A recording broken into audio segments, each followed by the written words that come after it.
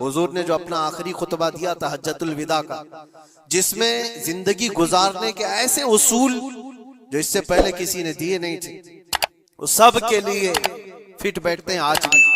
हुजूर ने फरमाया था औरतों के हुकूक पर, बच्चों के हुकूक पर, बूढ़ों के साथ मामलात पर, गुलामों के साथ सुलूक पर, सूद की हुर्मत पर, बहुत सारी ये तमाम चीजों का मजमुआ एक खुतबा था हुजूर का आखिरी खुतबा।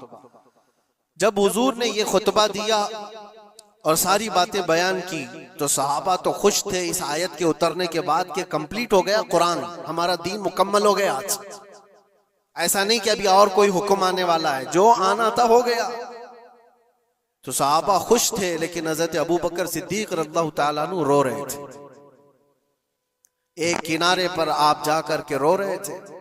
सहाबा ने आपसे पूछा कि आज तो हमारा दीन कंप्लीट हुआ, मुकम्मल हुआ और कुरान मुकम्मल हुआ है, तो आपको रोने की वजह क्या है, क्या जरूरत है? आपने फरमाया दीन तो मुकम्मल हुआ, कुरान भी कंप्लीट हुआ, लेकिन इसके बैकग्राउंड में तुम ये क्यों नहीं सोचते कि अब हुजूर पाक की जिंदगी का भी जो मकसद था वो मुकम्मल हो गया, अब हुजूर हमारे साथ नहीं रहेंगे। शायद हुजूर पाक सल्लल्लाहु ताला अलैहि वसल्लम इसके बाद ज्यादा हमारे दरमियान ना रहे, क्योंकि वो अल्लाह के रसूल थे। रसूल अपना पैगाम पहुंचाने के बाद फिर अपने रब के पास चला जाता है। ये बहुत गहरी सोच थी सिद्दीक अकबर रज़ियल्लाहु ताला अन्हु की। और हुआ भी ये कि इस हज के बाद हुजूर सल्लल्लाहु ताला अलैहि वसल्लम वापस मदीना तशरीफ ले गए और सिर्फ 2 महीने के बाद हुजूर पाक का विसाल हुआ। अपने हज के बाद नबी पाक सल्लल्लाहु ताला अलैहि वसल्लम 2 महीने तक मदीने में रहे, उसके बाद आप रहलत फरमा गए। आज बताना यह है कि ये दिन ऐसा है अरफा का जो हैबत तारी करता है। कुरान कहता है अल-यौमा यइसल्लज़ीना कफरू मिन दीनिकुम, आज के दिन कुफ्फार तुम्हारे दीन से मायूस हो गए कि कुछ नहीं बिगाड़ पाएंगे इस दीन का, जो करना था सब करके देख लिया। आज के दौर में आप सोचते होंगे कि मेरे दीन का फ्यूचर क्या है, दीन इस्लाम की हिफाजत कैसे हो सकती है, कोई फिक्र की बात नहीं। कुरान पाक 1400 साल पहले ये बयान कर रहा है काफिर मायूस हो चुके, कुछ नहीं कर सकेंगे, कुछ नहीं कर सकेंगे, तुम्हारे दीन से मायूस हो गए। और फिर रब ताला उसके फौरन बाद फरमाता फला तख्शौहुम वख्शौनी, तुम उनसे मत डरा करो, मुझसे डरो। अल्लाह इस दीन का हाफिज और नासिर और मददगार है। हम जैसे बहुत आएंगे जाएंगे और दीन को नुकसान पहुंचाने की कोशिश करने वाले भी बहुत से आएंगे और जाएंगे, मगर ये अल्लाह का चिराग है, फूकों से नहीं बुझाया जा सकता, इसकी रोशनी कभी खत्म नहीं होगी। अल्लाह ताला इसका हाफिज है, नासिर है। अरफा का दिन हैबत तारी करने वाला क्यों है? वो एक मैदान है। सुनो हदीस पाक, अल्लाह के नबी सल्लल्लाहु ताला अलैहि वसल्लम क्या फरमाते हैं? अन जाबिर रज़ियल्लाहु ताला अन्हु क़ाल क़ाल रसूलुल्लाह सल्लल्लाहु अलैहि वसल्लम मा मिन यौमिन अफ़ज़लु इंदल्लाहि मिन यौमि अरफा यंज़िलुल्लाहु इलस समाइ दुनिया फयुबाही बि अहलिल अर्दि अहलस समाइ फयक़ूल शुग़सन ग़ुबरन ज़ाहीन जाऊ मिन कुल्लि फज्जिन अमीक़ यरजून रहमती फलम यरो अज़ाबी फलम युरा यौमुन अक्सर इत्क़म मिनन नारि मिन यौम अरफा औ कमा क़ाल रसूलुल्लाह सल्लल्लाहु अलैहि वसल्लम। हज़रत जाबिर रज़ियल्लाहु ताला अन्हु फरमाते, हुजूर सल्लल्लाहु अलैहि वसल्लम फरमाते हैं अरफा के दिन से ज्यादा अफजल कोई दिन अल्लाह के नजदीक मैंने नहीं देखा। आज के दिन से ज्यादा अफजल दिन देखा नहीं। अल्लाह तबारक व तआला आसमान वालों को बता करके जमीन वालों पर फख्र फरमाता है। ये जमीन वाले कौन है? हम लोग। जमीन वालों को दिखाकर अल्लाह तबारक व तआला फख्र फरमाता है मलाइका के सामने, और यूं इरशाद फरमाता है ये देखो बिखरे बालों से परागंदा चेहरे के साथ थकान में चूर, सूरज की तमाजत और चिलचिलाती धूप को सहते हुए मेरे दरबार में खड़े। ऐ मलाइका, ये चाहते क्या है? देखो ये सब के सब पुकार रहे हैं लब्बैक अल्लाहुम्मा लब्बैक, अल्लाह मैं हाजिर हूँ, अल्लाह मैं हाजिर हूँ। रब ताला फख्र करते हुए इरशाद फरमाता है वो मेरी रहमत की उम्मीद में आए हुए और वो मेरा अजाब नहीं देख रहे हैं, लेकिन ए मलाइका मैंने उनकी इस हाजिरी को कबूल किया और उनको ऐसा पाक कर दिया जैसे वह आज ही अपने माँ के पेट से पैदा हुआ। और हुजूर फरमाते फलम युरा यौमुन अक्सर इत्कम मिनन नारी यौमिन यौम अरफा, आज के दिन से ज्यादा जहन्नम से आजाद होने वाला दिन मैंने देखा नहीं। हुजूर फरमाते आज से ज्यादा। और एक बात हो सकता है आपके भी जहन में ये बात हो, ये अरफा का मैदान मक्का मुकर्रमा में पहले हजारों की तादाद में लोग होते थे, अब लाखों की तादाद में, लाखों की तादाद में लोग वहां पर मौजूद हैं और सबकी बख्शिश का ऐलान हो रहा है। ये पूरे दुनिया वाले जो हम लोग दूर हैं जो जा ना सके, इनका क्या है? एक सहाबी रसूल ने हुजूर सल्लल्लाहु अलैहि वसल्लम से सवाल करी कि अल्लाह के नबी ये बताएं, ये जो आपने फजीलत बयान की है क्या अरफा के दिन जिसके सीने में राई के दाने के बराबर ईमान हो और वह अल्लाह से बख्शिश तलब करे तो अल्लाह उसको माफ करता है, अल्लाह ताला उसकी बख्शिश फरमा ही देता है। ये जो फजीलत आपने बयान फरमाई अरफात के मैदान में मौजूद सारे लोगों के लिए है या फिर दुनिया भर में मौजूद मुसलमानों के लिए? उस सहाबी रसूल ने ये सवाल हमारे जानिब से कर लिया हो। अल्लाह के नबी सल्लल्लाहु अलैहि वसल्लम ने फरमाया नहीं, दुनिया के किसी कोने में मुसलमान हो अगर वो रब ताला से आज के दिन मगफिरत तलब करे तो अल्लाह ताला उसको हाजियों के साथ ही बख्शिश फरमा देता है। हाजियों के साथ जो अरफा के दिन वहां पर होंगे अल्लाह तबारक व तआला इनकी भी बख्शिश फरमा देता है। आज के दिन की फजीलत है मेरे अजीज, कई हदीसें मौजूद हैं। हुजूर पाक सल्लल्लाहु तआला अलैहि वसल्लम से एक सहाबी ने पूछा या रसूल अल्लाह सल्लल्लाहु अलैहि वसल्लम अरफा के दिन के मुतालिक कुछ फरमाए, तो आपने फरमाया युकफ्फिरुस सनत अल्लती क़ब्लहा व मा बअदहा, ये आज का दिन जो मौजूद है फरमाते हैं आज से पहले वाला एक साल और आने वाला बाद का एक साल, ये सारे गुनाहों के कफारे का एक दिन होता है। एक दिन ये सारे पिछले एक साल अगले एक साल, लेकिन ये सब चीजों में शर्त है उसका ईमान, उसका यकीन, अल्लाह की जात पर उसका ईमान और यकीन कैसा है, अल्लाह ताला उसके साथ वैसा ही सुलूक फरमाता है। लोग इसको हल्के में लें तो फिर वो हल्के में ही रह जाता है, और अगर इसकी अजमत उसके दिल पर है तो यकीनन वो अजमत किया भी जाता है। आज के दिन के सिलसिले में ये बात मैं अर्ज करना चाहूंगा कि मैं हमारे दीन इस्लाम से ज्यादा कामिल या इससे ज्यादा गालिब कोई दीन हो ही नहीं सकता। इसको अल्लाह तबारक व तआला ने ऐसा कामिल फरमाया, माँ के पेट से लेकर के कब्र में जाने तक इंसान के हर मसले का हल दीन इस्लाम में बयान किया गया है। कुरान पाक अल्लाह ताला फरमाता है कि हमने हर चीज का बयान इसमें वाज़ेह तौर पर कर दिया है। वला रत्बिन वला याबिसिन इल्ला फी किताबिन मुबीन, कोई खुश्क चीज या कोई तर चीज ऐसी छोट है ही नहीं जो कुरान में बयान ना की गई हो। हर चीज रब तबारक व तआला ने वजाहत के साथ बयान फरमाया। और रब तआला ने यह भी फरमाया कि हमने ए महबूब हर चीज का वाज़ेह बयान आप पर उतारा है। सारी चीजें जो कंप्लीट है हमारे दीन के अंदर, लोगों को ऐसा लगता है कि दीन इसमें कच्चा है उसमें कच्चा है, जो गैर मुस्लिमों की तरफ से एतराजात है। मैं चैलेंज के साथ कहता हूं, मैं एक छोटा सा कुरान का तालिब इल्म, मैं एक छोटा सा खादिम हूं, लेकिन आज के जमाने में जिसको कुरान पाक के इनकम्प्लीट होने पर या फिर दीन इस्लाम में किसी शोशे के बाकी रहने पर सवाल हो, वो हमसे बात कर सकता है। इंशाअल्लाह लज़ीज़ शाफी व वाफी जवाब दिया जा सकता है रब ताला के फजल से, इसलिए कि हमें पता है हमारा इल्म कम हो सकता है लेकिन रब का वादा और रब का फरमान गलत नहीं हो सकता। रब ने जो फरमाया इस दीन को कंप्लीट कर दिया गया तो दीन मुकम्मल है, दीन मुकम्मल है। किसके हुकूक पर बात नहीं किया इस्लाम ने, किसके हुकूक पर? दुनिया आज अपना अपना दीन अपना अपना रिलीजन लेकर बैठती है। मैं बताऊं, इस्लाम पर एतराज़ात करने से पहले जरा हुकूक निस्वा विमेन राइट्स के बारे में बात करो। बहुत सारी तंजीमें बात करती हैं आज औरतों के हुकूक के बारे में, लेकिन वो अपने गरेबान में कभी झांकते नहीं। ये वो दुनिया है जहां औरतों के साथ सुलूक क्या था पता है? रोमन एम्पायर, जो दुनिया का सबसे बड़ा एक निजाम चलाने वाली हुकूमत थी। रोमन एम्पायर, पर्शियन एम्पायर, नाम सुना होगा आपने। और यूनानी हुकूमतें थी। यूनानी हुकूमतों के दरमियान औरतों के सिलसिले में एक कॉन्फ्रेंस की गई थी कि इनको इंसान समझा जाए कि नहीं समझा जाए। औरतों को जब बाजारों में लाया जाता था तो 5-5 जंजीरें उनके जिस्म पर डालकर लाते थे, 2 हाथों में, 2 पैरों में और 1 गले में। ये 5 जंजीरों के साथ मर्द औरत को हाँकता हुआ बाजार में लाता था। औरत का ये मकाम था दुनिया के पास। और वो 5 जंजीरों को काट करके इस्लाम ने औरत का जेवर बना दिया।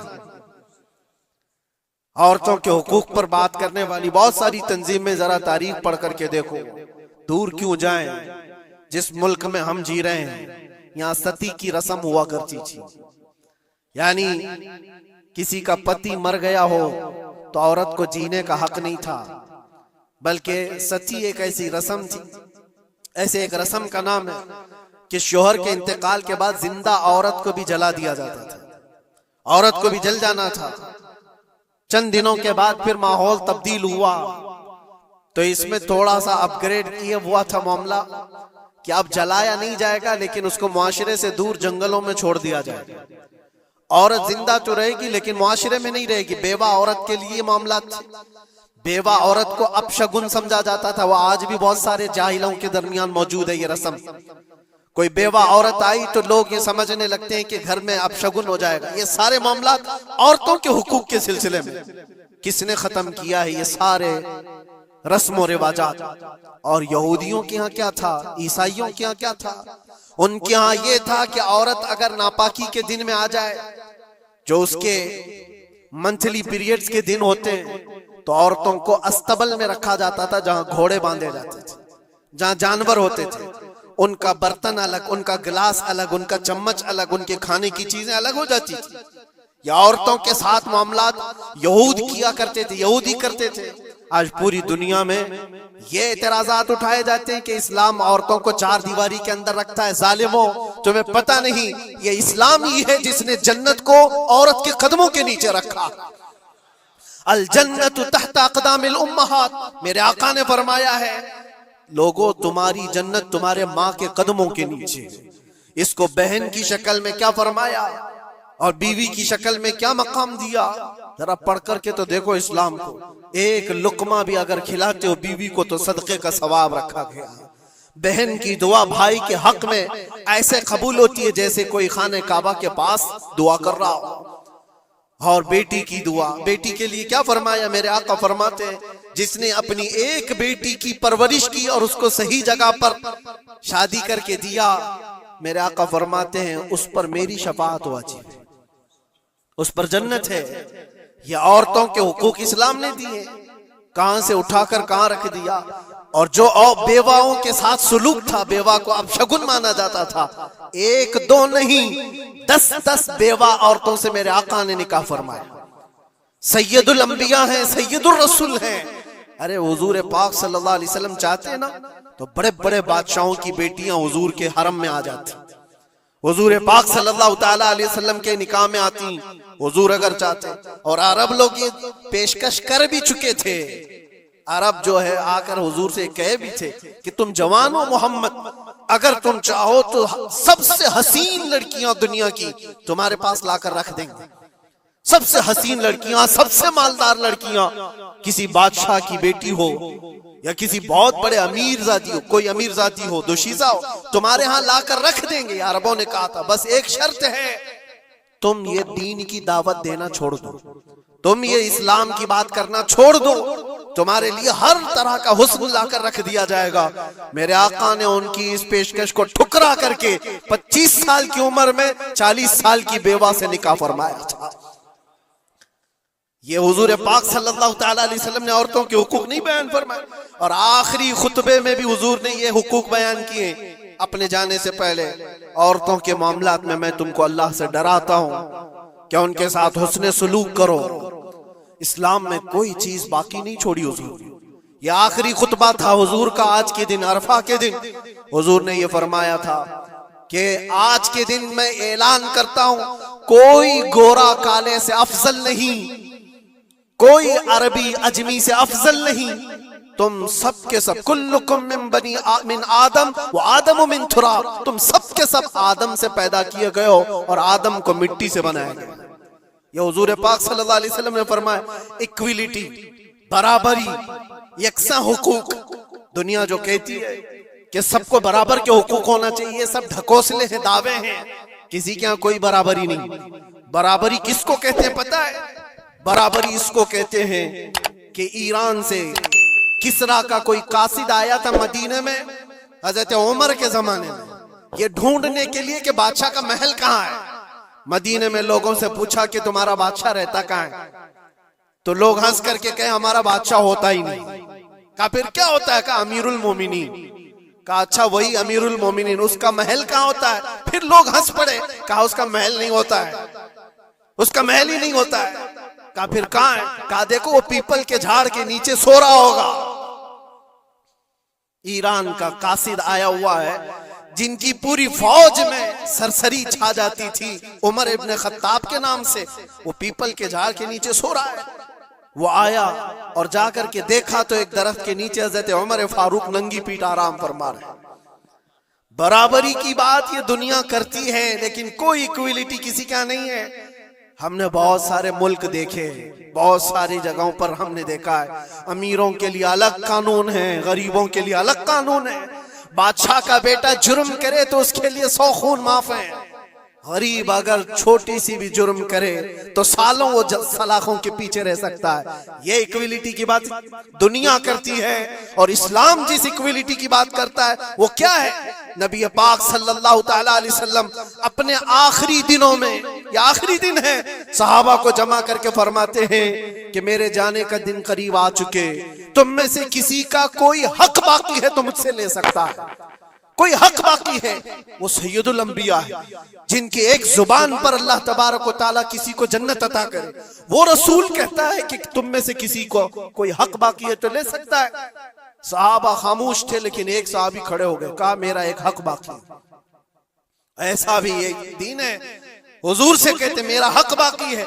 हुजूर ने फरमाया क्या बाकी, आज ले सकते हो। उन्होंने कहा पैसा नहीं, दौलत नहीं। एक बार याद है जंग में जाने के वक्त आप सफ़े दुरुस्त कर रहे थे, सफ़े दुरुस्त करते हुए मैं थोड़ा सबसे आगे आ गया था और आपके हाथ में छड़ी थी और आपने मुझे छड़ी से मारा था और मैं आज वो बदला लेना चाहता हूं। अल्लाह अकबर, रोंगटे खड़े हो जाते हैं सुनकर। उन्होंने जैसे ही कहा सहाबा की गर्दनें तन गई। कहा कौन है जो सैयदुल अंबिया से बदले की बात करता है? हजरत उमर तलवार निकालते। हुजूर ने फरमाया खामोश उमर, ये इस्लाम है, ये इस्लाम है, अंदर रखो। और साहबी से कहा इजाजत है, तुम बदला ले सकते हो। हुजूर पाक सल्लल्लाहु ताला अलैहि वसल्लम खड़े हो गए।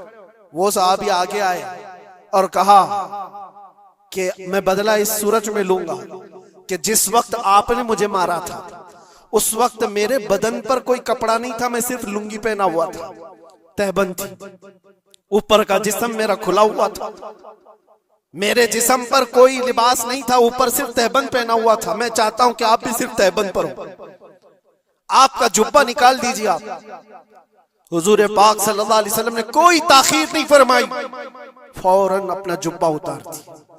सहाबा देख करके हैरत ज़दा थे, सबके जिस्मों पर कपकपी थी, ये कौन बंदा है? महबूबे खुदा की बारगाह में इस तरह की बात करता है। अल्लाह तबारक व तआला जिसके लिए हुक्म फरमाए, जिब्राइल जिसके कदमों का बोसा ले, आज वो सैयदुल अंबिया के सामने बदले की बात कर रहे। सब हैरत ज़दा थे, लेकिन फरमान था मुस्तफा का, किसी ने कुछ नहीं कहा। हुजूर ने जुब्बा उठा दिया। वो सहाबी बढ़ कर के आए, पीछे की तरफ आए और हुजूर पाक के दो कंधों के बीच में जो मोहरे नबुव्वत थी उसको चूम करके बोसे लेने लगे और कहा फुस्तु बिरब्बिल काबा, रब्बे काबा की कसम, मैं अपनी मुराद को पहुंच गया। कहा बस ये बदला लेना था कि हुजूर पाक सल्लल्लाहु अलैहि वसल्लम के दोनों कंधों के बीच में मोहरे नबुव्वत थी जो सूरज से ज्यादा चमकती थी। वो सहाबी कहते हैं महीनों से, सालों से मुझे इसका इंतजार था कि एक बार मोहरे नबुव्वत देख लूं। मैंने ये रास्ता इख्तियार किया सिर्फ मोहरे नबुव्वत को चूमने की। वाकया तो अपनी जगह पर, लेकिन हुजूर सैयदुल अंबिया ने अपने आप को जो पेश फरमाया, बताओ कोई इससे ज्यादा इक्वलिटी की बात कर सकता है? कोई आए जवाब देने के लिए जनता के सामने तो पता चले वो सिर्फ दीन इस्लाम है। आज के दिन हुजूर का ये खुतबा भी था। हुजूर ने फरमाया जाहिलियत की जितनी रस्में थी आज मैं उनको पैरों से रौन देता हूं। हुजूर ने फरमाया सबको मैंने रौन दिया, और जितने भी सूद के मामलात थे मैंने सबको खत्म कर दिया। सूद को हुजूर ने हराम फरमाया। मुसलमानों, इस बुरी बला में कभी ना पड़ना, इसलिए कि मैंने अपने मुताले में देखा इससे ज्यादा हिलाकत वाली चीज किसी के बारे में मैंने नहीं सुना। सूद का एक लुकमा खाने पर जितनी वईद आई है, जितनी खतरनाक वईद आई है, इससे ज्यादा मैंने नहीं देखा। हुजूर पाक सल्लल्लाहु अलैहि वसल्लम फरमाते हैं जो सूद का एक लुकमा खाया गोया के खाने काबा के सामने वो अपनी मां से जिना करने के बराबर है। मुसलमानों के लिए है ही नहीं चीज, जिसको आप कोई भी नाम दे दें, लेकिन सूद से ऐसे बचो जैसे आग से बचते हो। आज के दिन के ये पैगामात थे मेरे आका सल्लल्लाहु अलैहि वसल्लम के। ये खुतबा हज्जतुल विदा का आपको भी चाहिए कि पढ़े और दूसरों तक भी इसको फैलाएं। रब तबारक व तआला ने जो हमारे लिए बशारत अता फरमाई, इससे ज्यादा खुशी का दिन भी कोई नहीं। आज ऐ मुसलमानों फख्र करो, जिस दीन पर तुम हो वो कंप्लीट दीन है, इसमें किसी भी तरह की कोई कमी की गुंजाइश ही नहीं। ला रैब फीह, इसमें कोई शक की गुंजाइश नहीं। तुम फख्र करो इस बात पर कि अल्लाह ताला ने तुम्हें दीन इस्लाम में पैदा किया है और आखिरी रसूल की उम्मत में बनाया है। जिस दीन को अल्लाह ने खुद फरमाया कि तुम्हें देकर मैं राजी हुआ, उस दीन में अल्लाह ने तुम्हें पैदा किया। अब बस ये दुआ करते हुए जाओ, ऐ अल्लाह तूने इस इस्लाम में पैदा तो किया है, बस हमारी आखिरी सांसें भी इस्लाम पर अता फरमा।